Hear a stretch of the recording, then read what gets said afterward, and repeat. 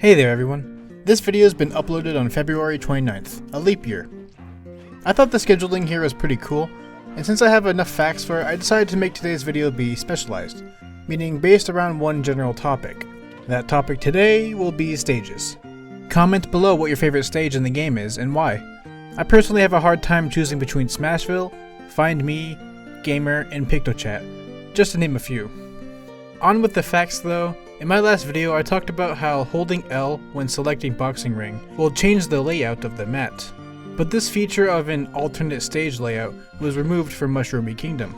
As I was reminded by Adam Campen, among a few others who also commented, there was a feature like this for the Dreamland GB stage. In Smash 4, holding down the L button when choosing it would make the stage go from the classic Game Boy green color to a monochrome color. However, as you can probably imagine by the fact that I'm not actually showing video footage of it, yes, unfortunately this was removed in this game. To me, the Dreamland change is only aesthetic, much like the Boxing Ring. So it baffles me that they kept the alternate Boxing Ring, yet they removed the monochrome variant of Dreamland GB. Oh, and quick side fact, but for all variants of this stage, it's impossible to get a star KO or even a screen KO. We can easily test this with the Boss Galaga and Beetle items. In this game specifically, Boss Galaga will force a star KO every time it KOs the opponent. For the Beetle, it'll force a screen KO. However, also unique to Smash Ultimate, these types of KOs are impossible to appear on some stages. Dreamland GB happens to be one of these stages where neither a star KO nor a screen KO can happen. Thus, the Boss Galaga and Beetle just simply KO off the top without any special animations. Before I continue, I need to know that it'll always be impossible to get a screen KO while you're in training mode, even with Bowser's Final Smash. So just for convenience, I'll be using the star KOs for this next bit. I'll have a comprehensive list of how stages work later. Continuing, we saw that neither star KOs nor screen KOs worked on Dreamland GB. But the thing is, they also won't work on the Omega or Battlefield variants of the stage. Due to my limited knowledge, I can't really get into specifics, but as it stands, there's factors to the background that affect if you can get a star KO and if you can get a screen KO. I don't think they're the exact same factors, since some stages let you get a screen KO, but not a star KO, like Gerudo Valley. But regardless, since the background of a stage doesn't usually completely change, going from its normal form to its Battlefield and Omega variants, it makes sense that this issue will remain. What this means though is that not all Battlefield or Omega stages are the same. This was an issue in Smash 4 when there were only Omega stages. The actual shape of the stage wasn't always the same. They remedied that in this game. Every single stage shape seems to be identical, or at least close to it. However, what this star KO and screen KO difference means is that they aren't identical. For instance, let's say you're Jigglypuff and you've gotten a rest. That's phenomenal, but you're still asleep. However, you're playing on Final Destination, and they just happen to get star KO'd. That gives you enough time to wake up and get back to business without getting punished. You can probably see where I'm going with this now, right? On these Omega stages that can't have star KOs, this advantageous happening is now impossible.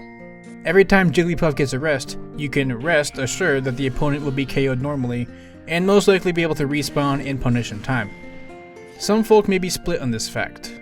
Some benefit, or just like, these neat KO animations, while others don't like its randomness. But this difference between Omega and Battlefield stages is there. Before I forget, here's this. The stages highlighted in green can get both types of KO animations. Those highlighted in red cannot get either animation. The blue stages are only unable to get the star KO animation, but they still get the screen KO animation. No stage is able to get a star KO animation, but not the screen one. If I've missed any or any appear to be wrong, please let me know. KO animations aren't the only difference between Omega and Battlefield stages. In some, it's nearly impossible to see where Snake has planted his C4, giving him an advantage. Or a disadvantage, if even you have forgotten where you placed it. And personally, I think Mr. Game & Watch has a very slight advantage in all forms of Lylat, if he's in his default skin at least. He sort of blends into the background, so it may be tricky to keep track of him during the heat of battle. But no, there's one other difference that has recently come up, and I think it's worth giving time.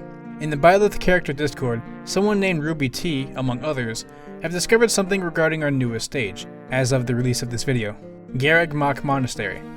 I'll show you what I mean. Let's go to, say, Omega Skyworld. With no DI or Rage, Lucas's up smash will start KOing Mario at 81%. It will not KO at 80%. On the Battlefield variant, it will KO Mario at 85%, but not 84%. Battlefield has a higher ceiling, which is why the KO happens 4% later. These percents are the same for Final Destination and Battlefield respectively, as well as the rest of the stage's Omega and Battlefield forms. However, on Omega Garrick Mach, up smash will KO at 80%, and no longer KO at 79%. This is 1% lower than the other Omega forms. The same is true for the Battlefield variant. Up smash now KOs at 84%, but not 83%. Another 1% decrease. I believe these numbers may even be a little bit more different if you incorporate DI or use weaker moves, but as we can clearly see, the ceiling of both the Omega and Battlefield Garrick Mach is lower, or at least something to that effect. Oh, and actually, fun fact I saw while reading up on the Smash wiki. You know how on that chart I made earlier, Garrick Mach is green? Well, it's actually pretty unique. See, this is supposedly the only stage in Smash history that changes its star KO availability mid-match. What I mean is that star KOs can happen on this stage, but when you're on the market or cathedral phases, it's now impossible. And you can find screen KOs anytime. So earlier I said that no stage can have a screen KO while not a star KO. Well, this is actually kind of an exception. Also, out of curiosity, I decided to see if I could break the game by getting a star KO in the middle of a transition. And you can get a star KO like this, but it doesn't break anything. Also, this transition section of the stage seems to always allow star KOs, no matter what. Next up, the Wolf Gamer mentions a small glitch with Incineroar in the Mushroom Kingdom stage.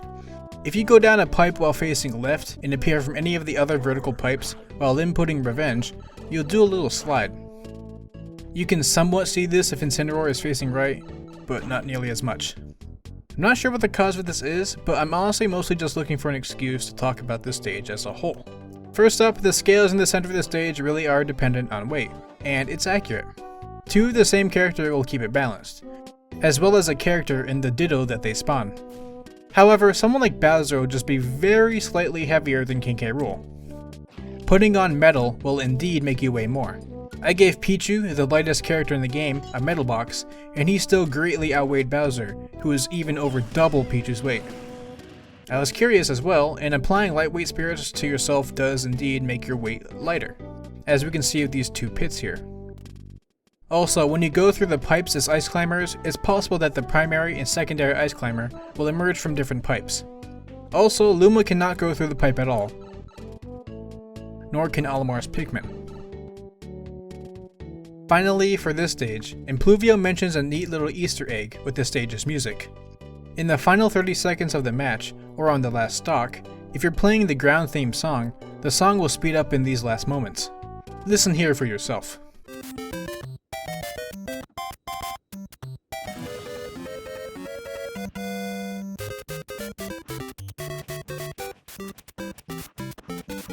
This isn't the only stage where something like this happens either. This can happen in Suzaku Castle as well.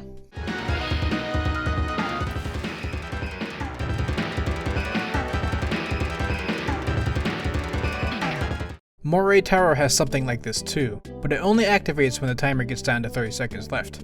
It's a bit more subtle, but take a listen.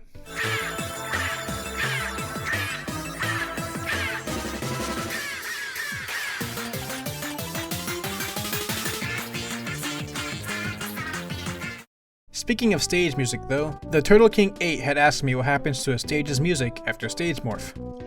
In a previous video of mine, I showed how, in Sudden Death, the background music starts a little bit after its intro, so I figured something potentially similar to this could happen with stage morphs.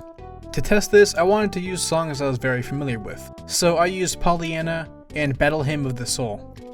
Just out of curiosity, I tested where these songs would start during Sudden Death, and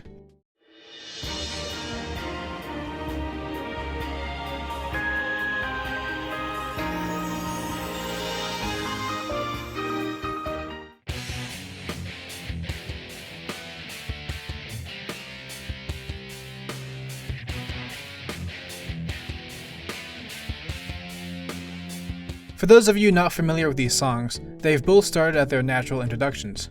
Unlike how the songs I tested last time skipped these intros. If it did start at the loop points, Pollyanna would have started at a different spot, I'm fairly certain. Now, testing out where the song picks up after stage morph, let's start with the battle hymn.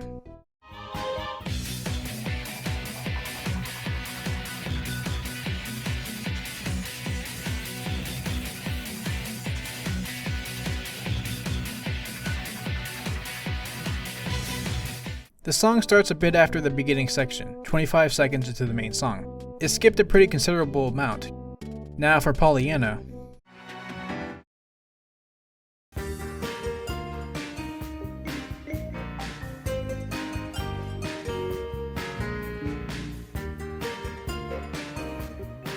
The song starts after its introduction, 16 seconds into the piece. This is also what I thought would have happened in Sudden Death. And I'm pretty sure this is the loop point of the song.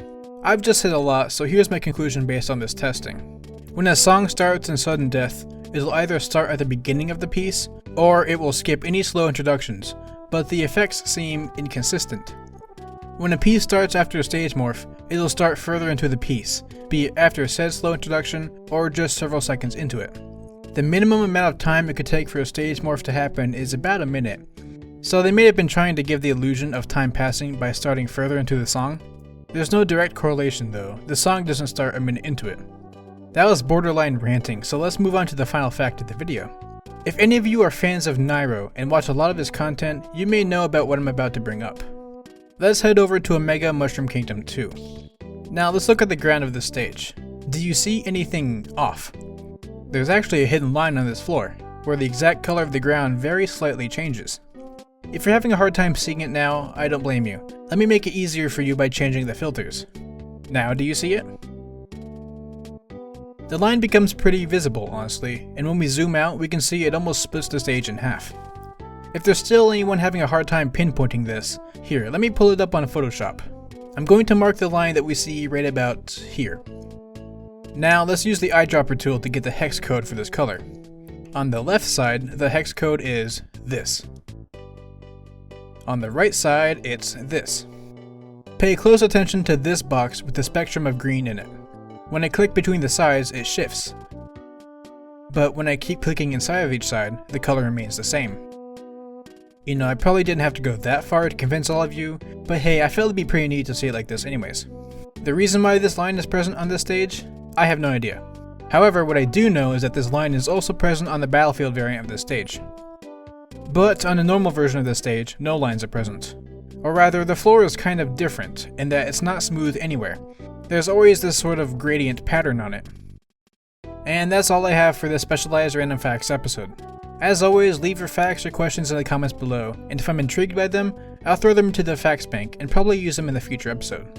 And be sure to subscribe if you want to keep up to date on all new episodes or other miscellaneous videos I happen to upload. I'm sure you won't want to miss them. Till next time, stay casual, and I'll see you later.